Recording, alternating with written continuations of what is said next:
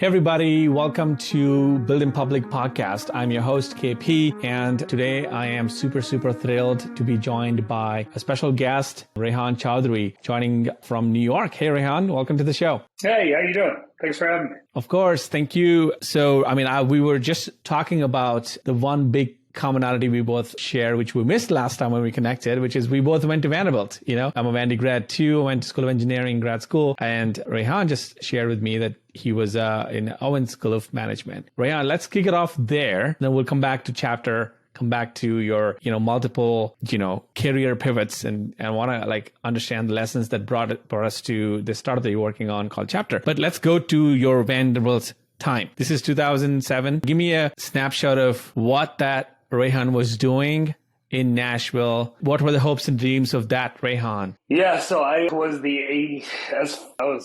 much of an atypical candidate for graduate school as you're going to get. I did terribly in school for the vast majority of my life. I think I graduated college with a 2.2 GPA, and it wasn't for a lack of effort.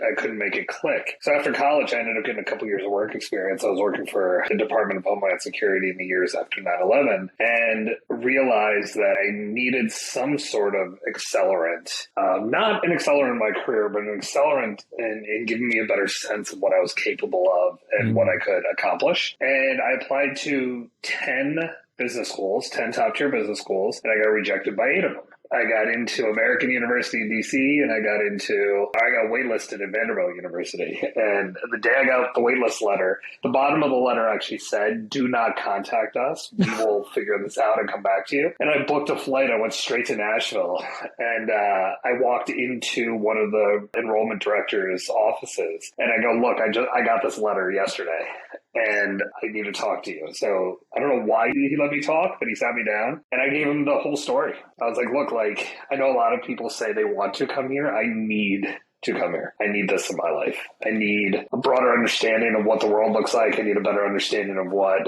business looks like and what different ways in which people are using their strengths to accomplish big tasks. I need to be able to dream bigger." And at the end of it, I was like, "Look, I can't afford it, but I will write a deposit check right now if you would take it and accept me." And he's like, "I can't do that, but let me see what we can do." So I went back to my hotel, flew back home the next day, and I got an acceptance letter within the week. I love that. And then I was in Nashville, Tennessee, trying to figure out how I was going to really do the things that I wanted to do there and learn what I wanted to learn there. What was so you talked about a little bit about being, finding a way to accelerate through your life, sort of actualization or sort of, higher levels of, achievements. What were some of the big wide-eyed dreams you had at the time, right? You must have had something. Was it about starting a company, or was it about, the ranks, going up the ranks in a corporate career? What were you dreaming about in grad school? Yeah, it's funny. So right before I graduated, I think a week before graduation, I had an offer in hand for Caesars Entertainment, the casino company. I was going to go work for them in a leadership development program. And I was talking to my mentor, who's a professor. His name was Bart Victor. And I was telling him how excited I was to go work at the casino industry. And he's like, "Yeah, that's great. You're going to play around there for a couple of years and then you'll do something else." And I was like, "That's not very encouraging. You're supposed to coach me along here." And he said, he's like, "Look, you're an entrepreneur if I've ever seen one, and you haven't figured it out yet, but you'll get there, and you'll call me when you do." And so to answer your question, at the time, I had a very clear sense that I had started out in an entry-level position, but I was capable of more in a leadership position. But I had assumed that the only way to really accomplish that was working up within an organization, so I needed something that would provide an accelerant for me to be able to jump levels. And I think part of that limited focus was the result of being a first-generation American child of 2 Pakistani immigrant physicians who were as conservative as you could possibly get. And in our culture, the conversation at home is more about all the accomplishments that the other parents' kids had, the cousins, versus yours, and extended family. Yeah, and if you didn't have something that was a clear indicator of success on your resume, it wasn't valued. So entrepreneurship was considered something that you did if you had no direction and had nowhere else to go. And typically entrepreneurship in our culture was, and I'm using this as a real example because I've got several family members who did this, but like you would go franchise a Subway. Yeah. Somebody else in the family would pay for it. Yeah. And that was your seed investor. Or 7-Eleven, right? Yeah. Yeah, that's exactly right. So at the time I went in purely thinking I've got to figure out what my strengths are, what industry focus that was going to channel me to, and what I wanted to learn. And I knew that I wanted a balance of strategy work and being in front of customers and actually working with customers at a very, very, very personal level. And one of the few industries that offered that was the casino industry. These businesses are multi-billion-dollar businesses. At the time, Caesars was a Fortune 500 company, and they provided me that. I could be up in a boardroom talking about the 10-year future development or the growth plan for the company, and an hour later, I could be down on the casino floor holding the hand of some 80-year-old woman who was trying to find the buffet. And I liked that dynamic because it never allowed you to forget who you were serving or who you were in service of. That's where I was headed in grad school. Being an entrepreneur was not even in the plan. Right. It's amazing. And I mean, there's so many things I can unpack from that one, including how, like, when you think of, entertainment industry, especially casinos and so on, like the first picture that comes to mind is sort of like this gala, the celebration, this party. But at the core of it is this service, kind of like any other business, right? There's this exchange of service. And I'm so glad you brought up the 80-year-old looking for a buffet example, because, it speaks to what you actually noticed while you were there, What do you think? So give us a quick high level on like how deep you were in the sort of entertainment, like casino industry in a way, and how long you were there for, and like one or two top lessons you took away from that experience. Yeah, so I started out and I interned for Caesars Entertainment in the middle of grad school. So I was in 2006 and I went full-time in 2007. I was part of a leadership development program that was meant to teach you every aspect of the business before you found your fit and you kind of doubled down in one area. It seemed like my area was analytical marketing and casino marketing, specifically getting people to gamble more, which I didn't necessarily approve of, but I thought it was an interesting marketing challenge. And then 6 months later, the 2008 recession hit. And the entire world changed. In recessions, gambling gambling business just disappears entirely. Right. And now all of a sudden you had these hotels where, at least out in Atlantic City, New Jersey, where I was, I don't know, 70-80% of their revenue more was directly tied to people putting money in slot machines, and that all but disappeared. And you had an entire local community that was struggling in the wake of the recession. So I saw an opportunity. It was either sit still and cross my fingers, close my eyes, and hope that the world would recover and I'd have a job again. Or I was like, I could just start taking some big swing risks and try to fix some things while also making a name for myself. So I proposed a lifestyle entertainment division for the company, which hadn't existed at the time. So lifestyle entertainment today is anything from food and wine festivals to art events to fashion shows, anything in that category. Right. And I basically told them, I was like, look, nobody wants to come here to gamble, but people would come here to see Bobby Flay and Rachel Ray cook on stage. Right. And for some reason, they let me play around because I don't think they have a whole lot of other options. And within a couple of years, I developed the leading lifestyle entertainment division for the casino industry that ended up getting adopted by largely the rest of the industry. So I was in Atlantic City for, 4 years, and I caught the attention of Deutsche Bank. And at that time, bottom of the recession, this is now 2010, Deutsche Bank had acquired a casino that they were an investor in halfway through construction out of foreclosure, which was called the Cosmopolitan. At the time, nobody really knew what was going on with the property. So they had hired a team to finish construction and launch it as a new multi-billion-dollar casino. And they hired me to run entertainment for the property and actually open the casino. So I moved to Las Vegas and I took on a whole new challenge, which was trying to introduce a multi-billion-dollar luxury casino resort in a town that was devastated by the recession and an economy that was just starting to turn around. So my contribution to the city at that time was creating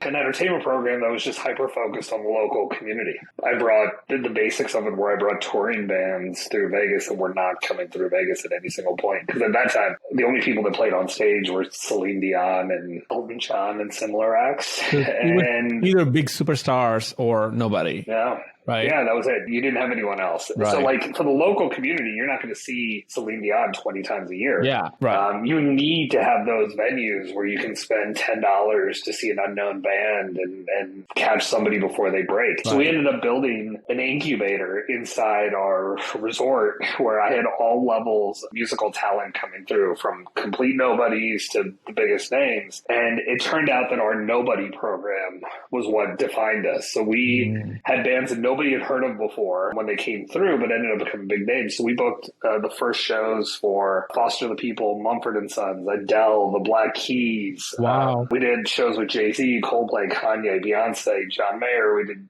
Florence and the Machine's first Vegas shows. Now, obviously, the bigger names were known, but like nobody knew who Adele was when we brought her through. And what it did was it gave the local community a sense of purpose. Yeah, optimism. Yeah, not purpose in like their life by any means, because we're talking live entertainment, but I mean a sense of purpose, and that their city started to have definition that they could then celebrate externally, right? Like this is the place where we saw Foster the People on stage an hour before Pumped Up Kicks broke #1 on the charts. Yeah, and that's where, so by 2012, the casino had been open for 2 years. We changed the face of live entertainment for the city, and I got really bored.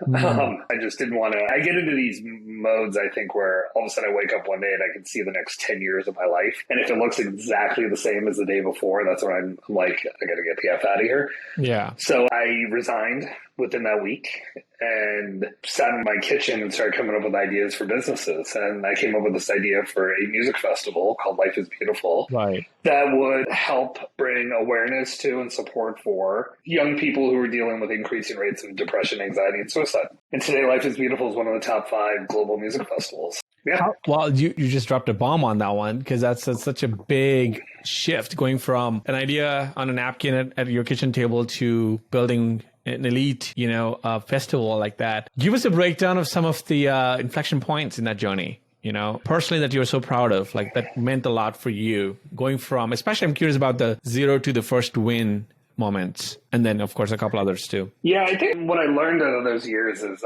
what it feels like to really take risks, to really put yourself out there. And it's not about necessarily the amount of money. The budgets were big at that time, but it's really the idea that like you're willing to get in front of a TV camera or somebody writing an article or on a podcast and say with confidence that I'm going to change the face of local music in Las Vegas, that we are going to do this, and having no idea how you were going to do it. Right? So making a bold promise, right? Yeah. So it's the idea of one, being able to do that, and then rallying a team around this unknown idea and actually getting people towards that goal. So that is 0 to 1 entrepreneurship at its very core. But I was doing it for corporate companies. So in some ways we had some stability, but in other ways I was so young in my career. If I'd crashed and burned in that gig, I would have done so on a major scale. So I think the first big learning was just knowing what bet you want to make and just leaning in, not focused on risk mitigation, but just going in. Right. And knowing that it doesn't matter how you end up on the other side, the journey, you're going to be better for it. And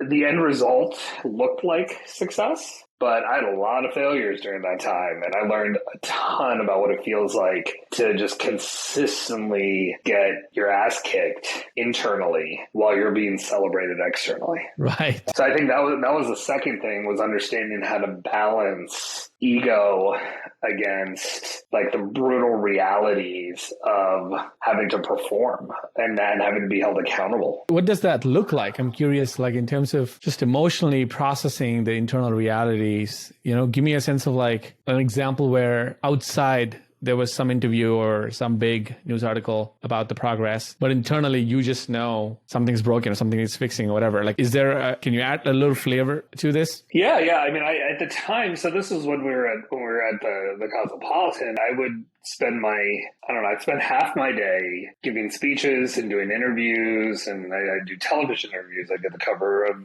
newspapers. I got interviewed in Billboard and Rolling Stone, and these were publications that I grew up with. So, I was living the life that the 14-year-old version of myself would have only dreamed to have been able to live. And then I'd get into the office And you had to deal with the realities of launching a major new business at the bottom of the recession, which is performance for the business overall was not what people had projected it to be. Cost-cutting measures were going into place. We had to try to figure out how to do the same results or more with less.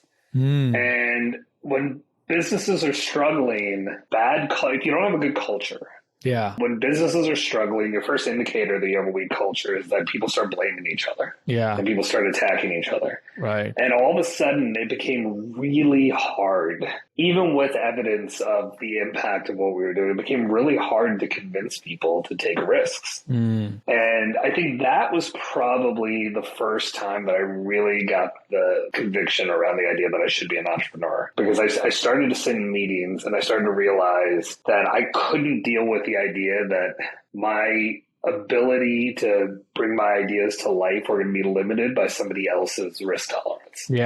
And not somebody else's department's risk tolerance and not another company's risk tolerance. But at the end of the day, like managers, department heads, leaders, they're people. And if they're personally feeling insecure, if let's say like the economy's falling apart, the business is struggling, and they just sent their kid to private school and they're dealing with a big tuition number that they got to pay, they're going to operate day to day in that company with the level of insecurity that their leadership isn't expecting them to. But they are. And in my case, if I'm trapped under that person, you're done. You're just done. So, and it's not to say you can't make a career out of that. Plenty of people make careers out of it. I just know myself. I was going to implode. So I think that was the other thing that I learned was that in a lot of cases, bad things aren't forced on you.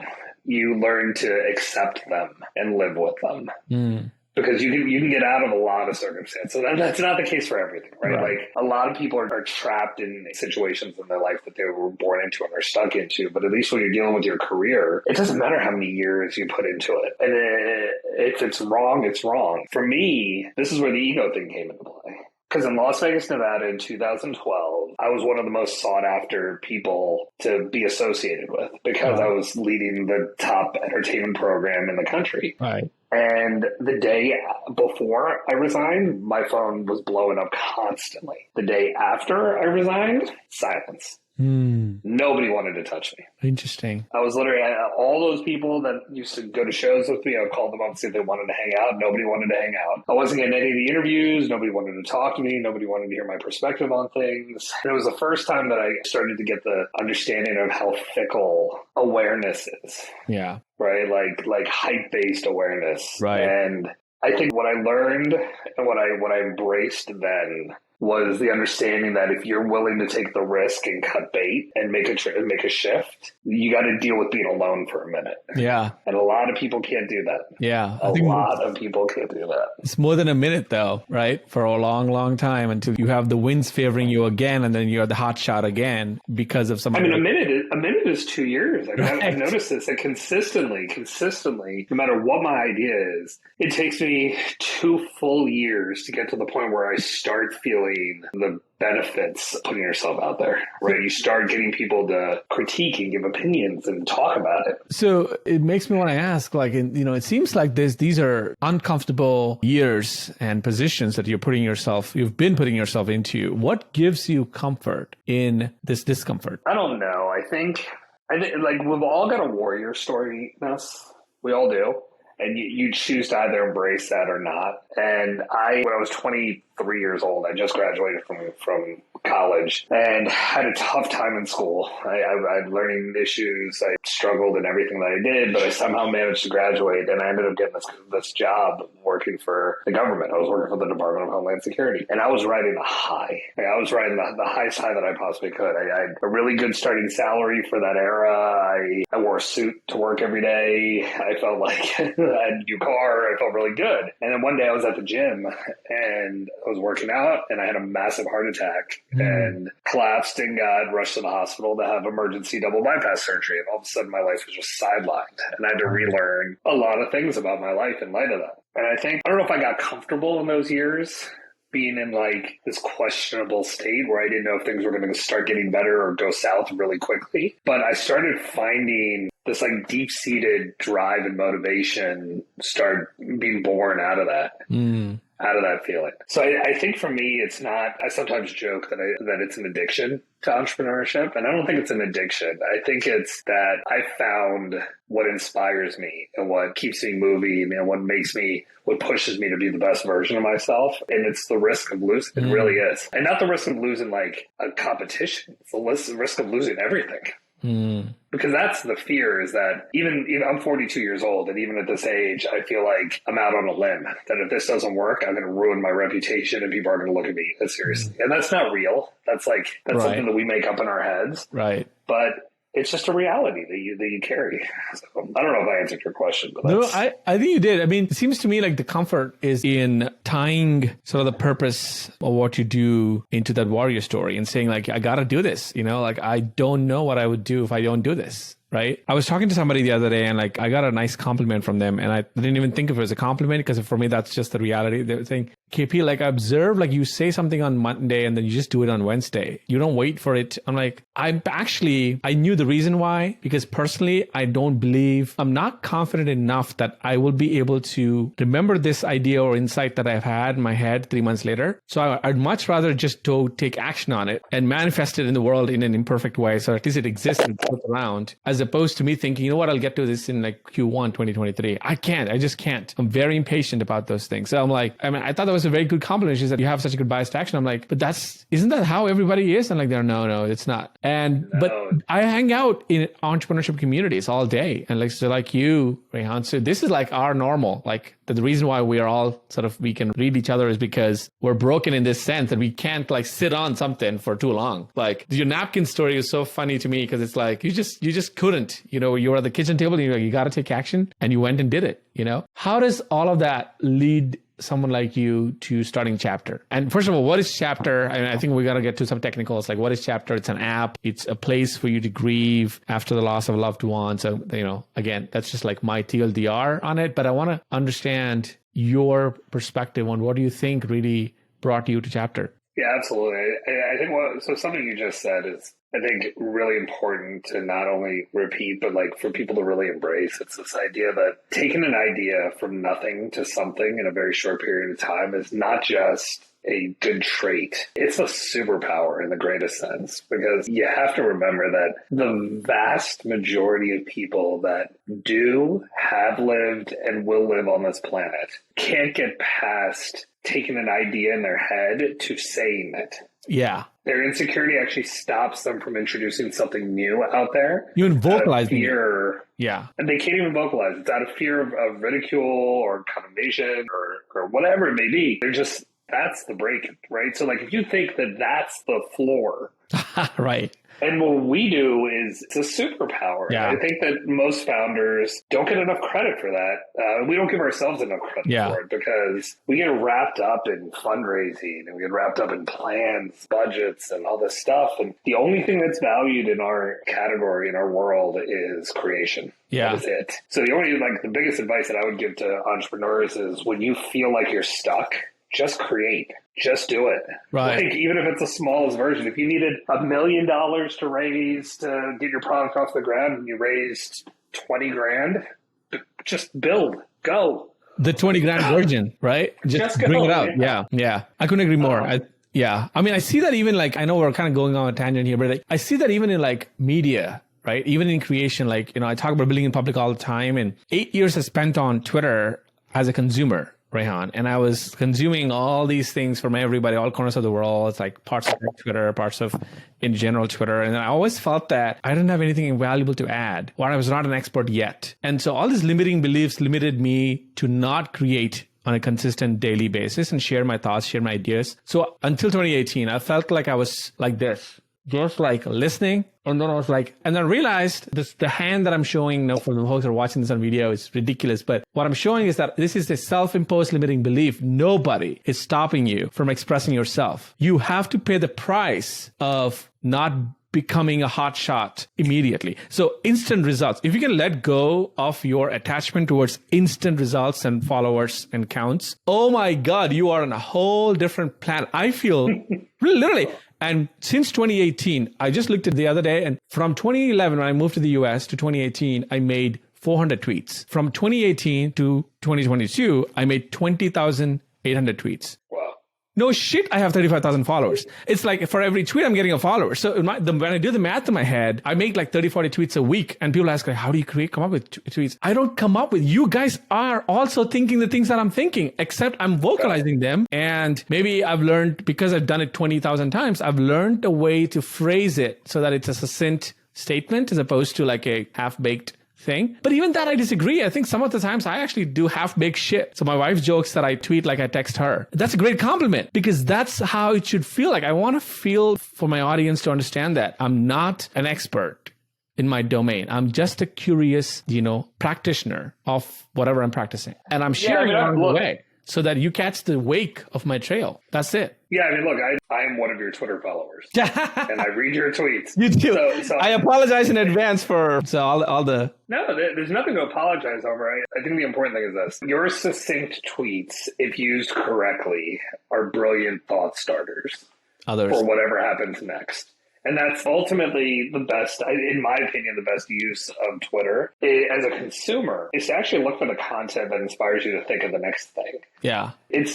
Twitter is not like reading a book, right? Where you're going to read the thread and you're meant to walk away and say like, okay, I've learned what I can learn about that subject. It is inspiration to be able to do the next thing. And if you never do the next thing, then you're just burning time. But I think that, like, look, I think that's what at least what I use your account for. But I think the original question you'd asked was, I think the original prompt was like taking action on an idea, not letting anything get in the way, including your own limiting beliefs, right? That could be Twitter, that could be podcasting, that could be building an app, that could be writing a book, could be anything, right? If you want to start your career in entertainment, right? Like, just do it. I mean, I wish somebody told me this 20 years ago, Rehan, right? I grew up in India, right? And I always felt that, especially in the circles that I grew up in, like, I felt that I was not special and I was not precious, not precious, but like I was not a gifted personality or kid. And, and I tried my best to be a good dad now and tell my kid that just being born as human is a freaking triple miracle already. Like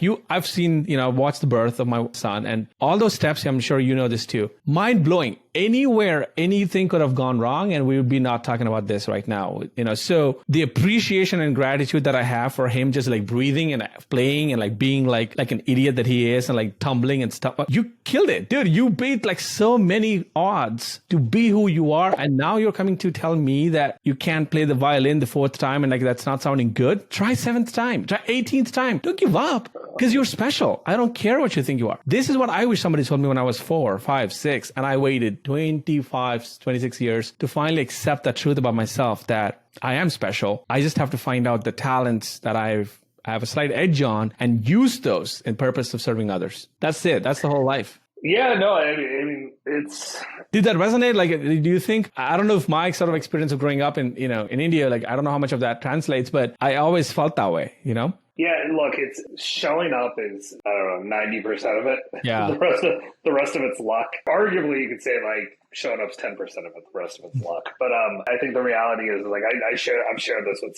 some friends of mine who get down on themselves because they're like, oh, I just heard XYZ got, I don't know, some billionaire, some like really renowned entrepreneur to invest in their company via cold email. I don't know why that's not happened to me. My response is typically like, the reason why it didn't happen to you is because you didn't send the cold email. Yeah. Right? It's not like you sent like that, and it's not, and he didn't get it or she didn't get it because she sent out that one cold email to that one person. She got it because she probably sent 20,000 cold emails out over the last 5 years, and one of them got responded to. Right. And that's the thing that people just do not give enough credit to, is the idea that it's not trying once and hoping for the result, and if you don't get it, you failed. It's like repeated attempts until it finally works. Right. And it's like your earlier part about showing up in Nashville with your waitlist letter. I feel like that itself is such a great example of being an entrepreneur. Literally, that's literally what it is. I remember, I think I shared earlier before we started the pod that, I had a tough time paying for my applications to even like apply to these universities in America because, each application was very expensive. If you translate that in rupees, like Indian currency. But I remember that summer writing like 400 plus emails to every department that I applied to, like literally showing them some proof of work that I've done in the past that applies to what their research is about, and saying, is there any way I could be a TA or RA or anything I'm willing to, I'd love, because you should take a bet on me, right? 399 of them said no, or maybe. And one of them said yes, which is Vanderbilt, and that's give me full scholarship, changed my life. Here I am, literally 11 years later. So it just takes one yes. And it takes like, I think that's having a healthy association with rejection is another huge superpower, I think. Yeah, I mean, rejection is just part of the journey as long as you're learning from it. Right. So like, I typically say this to people who ask me about for advice on how to pitch their business, whether it's to customers or investors or anyone. And my answer is always the same. It's, you got to start pitching today, and every chance you get, you got to pitch. And like, well, what does that mean? I'm like, look, like you're going to be at Starbucks later today. Start a conversation with the person in front of you or behind you, and work in the, what do you do? And when then they ask you what you do, give them a pitch. And the idea is by the time you give the pitch that's going to work, you're going to have done 200 of them, but each one is meant to be different. Right? Your next one is supposed to be a better version of your last one because you're learning. And the people who I see that struggle are either ones that do one pitch and when it doesn't work out, they walk away, or they do the same pitch over and over again, expecting a different result. Yeah. And that's the definition of insanity. Yeah, right. In our space, it's iterating. You just gotta keep, and that's not limited to product development. It's like your story is a product. You gotta continue to hone that as many times as you can. It's an interesting journey. Bring us a chapter. Bring us a chapter. Let that be the last chapter of our episode. Yeah, so beginning of 2020, I was living anything but the Vegas entertainment life. I was in New York City, married. I had a 1-year-old son and a daughter who's on the way. My wife, for work, my wife's a news anchor. She was creating 60-second video tributes for the first COVID victims in New York. And this was at the very, very beginning of the pandemic. And New York was one of the first cities to go under full quarantine. So we were stuck in our apartment working together. And I had a front row seat to the entire journey. And the massive impact that these short videos had on these grieving communities was something I could have never expected. But then the next thing was how attached I got to the idea of trying to dissect that and figure out where the problem lay. And what I realized was memorialization is just fundamentally broken, and it's broken to the point where grieving communities are operating at a deficit as they continue to go through their lives because they're expected to move on, which is not a behavior we're supposed to do. And the second is future generations are going to struggle because they're going to grow up on a destabilized foundation because we're not knowledge transferring the way we used to. But when 99.9% of people who walk life on this earth, stories will never be told, how on earth are we supposed to learn how to live our lives? So the idea was, could we get people to, as part of the grieving process, rebuild the life story of their loved one through their own memories, do so as a community, retain that community moving forward, and allow those memories and that history to be a point of empowerment that they can continue to draw inspiration from as they go through their life, so that person's ripple effect, that person who passed, the ripple effect of their existence would never stop rippling. And then the idea is, if you're able to do this in mass, if you're doing this at a global scale and you effectively democratize access to memorialization, imagine 100 years from now when you've got billions of stories of people who lived all kinds of lives, but now you can actually look them up and you can learn from them and you can get guidance from them, and in a way that can be truly additive to your existence. So all of a sudden, I found myself right back in grad school at Caesars Entertainment, at the Cosmopolitan. At the early years of life, it's beautiful. I found myself with a problem, but in this case, one of the more meaningful ones I'd ever witnessed in my life. Right. And an opportunity to really change people's lives. And so I went all in. I told my wife, I was like, hey, look, if I get your permission, I want to retire from live entertainment and festivals and dive into this. And she was like, I'd much rather you be home doing this than running around the country hitting music festivals. Right. She was like, if this is something that you're going to do for the next decade, then go do it. And I said, I think it is. So here we are. That's amazing. So where are we in the journey? Like, I know you had a product hunt launch recently. Congratulations. You were, number one on the day, which is, it's a big deal for folks who doesn't know. Product Hunt's like a platform where people can discover new products and tools. Where are you on the journey and what's coming next for Chptr? So we launched Chptr, which is a mobile app dedicated to fixing the way the world remembers people who've died. We launched in beta about 6 months ago. We spent 4 months in closed beta working with real users. And then we launched publicly on the App Store and Google Play, but limited to friends and family. And then we launched on Product Hunt because that was our chance to get in front of real product people, real developers, real founders, and get critiqued. Because you have a tendency to drink your own Kool-Aid when you've been working on something long enough, you fall in love with your own product. And what we got was a tremendous amount of feedback and insight and validation for a lot of our ideas. But we got a ton of support. And we built an awareness level within that community that's going to be incredibly valuable moving forward as we continue to try to hone the product and make it more impactful. In addition to all that, the cherry on top, or the sprinkles maybe on top, was this number one thing, because there hadn't been a mental health platform or a memorialization platform or a death tech platform that had ever done that before. And I don't know if that's a function of our product being good, or more so it being a topic that everybody is going to have to deal with. But either way, I'm grateful for the support that we got from people like you, who literally took time out of their lives to show us the ropes. Because I've got a ton of experience in my life, but I'm a first-time tech founder. This is a new world for me, and the only reason why I'm able to make the pivot the way I have is because people are willing to teach me. Yeah, there's a lot of give first mentality. If you look in the right corners on the internet generally, but also I think just within our circles, which I feel like I've been in your shoes a couple of years ago. So it's just that, we're all lucky that there's enough good in the world to go around. So no, that was great. I will include the link to the app in the App Store on both the Play Stores, both the App Stores in the show notes. This is fun. This is amazing. Thanks for catching up with me and chatting on live and talking about your, decades of experience, different chapters of your life, and bringing us to Chptr at the end. Thank you for the opportunity. This was great. I really enjoyed it. Awesome. Thank you, man. I appreciate it. You have a great one, okay? Thanks. You too. Yeah. Bye, Rehan.